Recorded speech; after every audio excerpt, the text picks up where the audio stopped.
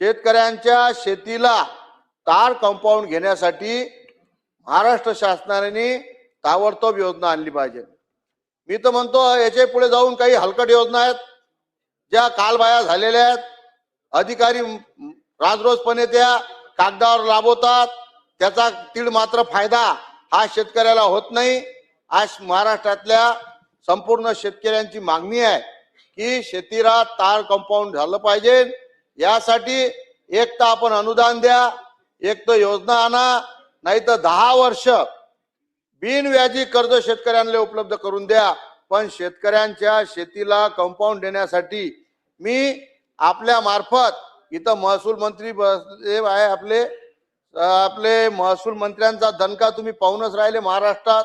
आता महसूल मंत्र्यांनी शेतकऱ्यांसाठी मुख्यमंत्री पांधन रस्त्याची योजना आणली आहे। अध्यक्ष महाराज, मी मनापासून बावनकुळे साहेब आपलं मनापासून अभिनंदन करतो। खूप चांगली योजना आहे अध्यक्ष महाराज, कारण शेतीला रस्ता असला की आज शेतीचे भाव जर 5 लाखाची जमीन असेल जर रस्ता गेला तर ते 15 लाख एका वर्षात जमिनीचे भाव वाढतात अध्यक्ष महाराज।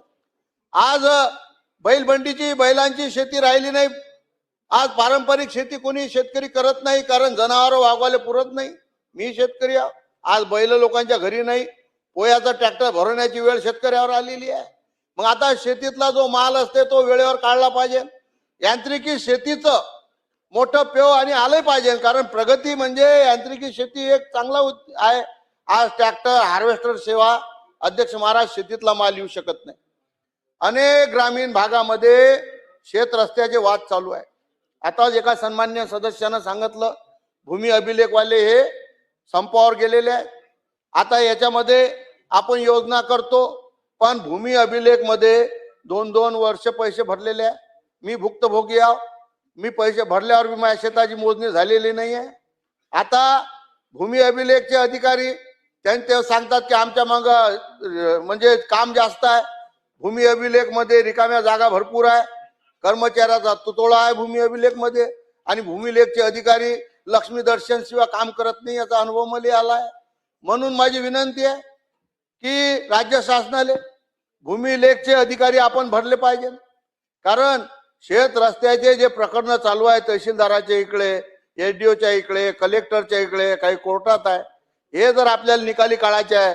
हे जे आपण मुख्यमंत्री पांधन शेत रस्ते योजना आणलेली आहे हे महाराष्ट्राला पुढे नेण्यासाठी फार महत्वाची योजना आहे, आणि या योजनेचा आपल्याला पुरेपूर फायदा घ्यायचा असेल तर अध्यक्ष महाराज या यंत्रणा हे शेत रस्ते करण्यासाठी, कारण आपण आता रॉयल्टी मुक्त करून राहिलो, फार चांगला निर्णय आहे।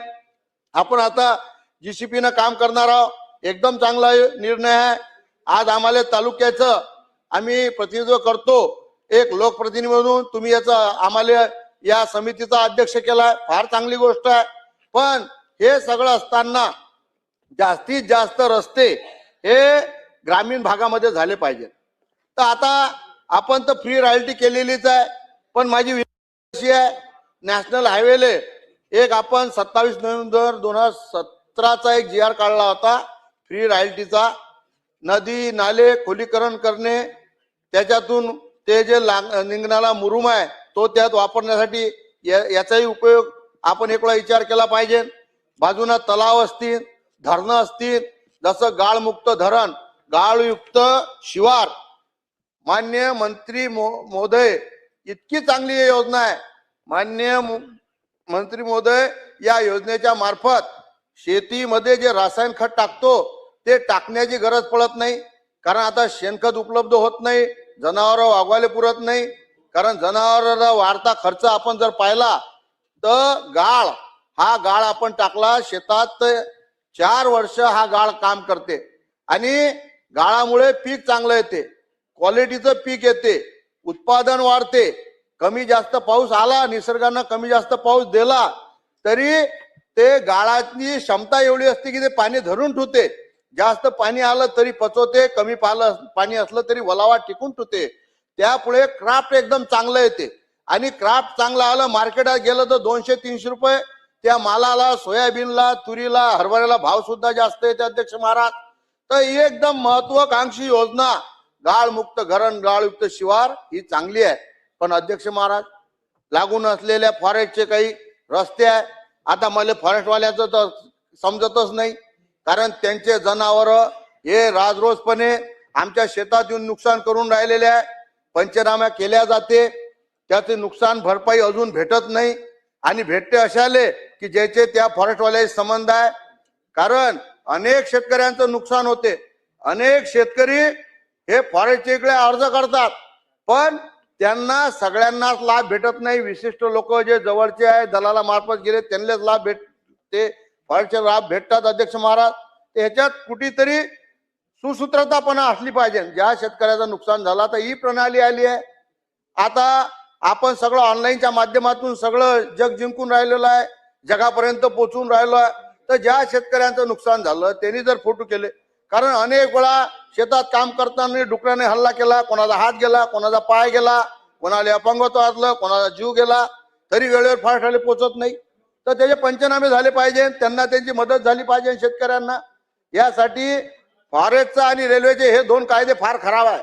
माझी विनंती आहे या सभागृहाले, हा 1980चा कायदा आहे, एक वेळा तरी या फॉरेस्टचा कायदा बदलण्या संदर्भात सरकार विचार करणार आहे की नाही. शेतकऱ्याच्या दृष्टिकोनातून अनेक प्रकल्प, अनेक रस्ते यांच्यामुळे रखडले जातात. माझ्या मतदारसंघातनी महान रस्ता होता, मंगळूर महान रस्ता संपूर्ण झाला. जिथं फॉरेस्ट आहे तिथं 4 वर्ष परमिशनले लागली.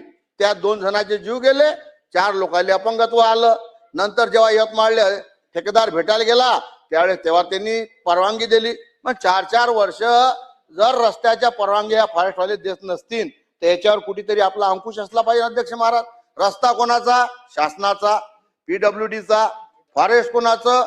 महाराष्ट्र शासनाचं, सरकारचं. पण समन्वय कुठे दिसत नाही. अनेक रस्ते याच्यामुळे थांबलेले अध्यक्ष महाराज. आणि आता गाळमुक्त धरण, गाळयुक्त शिवाराच्या संदर्भात माझ्या मतदारसंघात काटेपूर्णा धरण आहे, त्याला लागून फॉरेस्टची जमीन आहे. आता 1960 मध्ये धरण झालं होतं. त्या धरणात आपण म्हणतो पाणी आलं, 100% धरण भरलं. पण आज 15% गाळ त्याच्यात येऊन पडलाय. गाडी एवढा सुपीक आहे, काळा क्षार आहे, मक्खन सारखा गाळ आहे अध्यक्ष महाराज.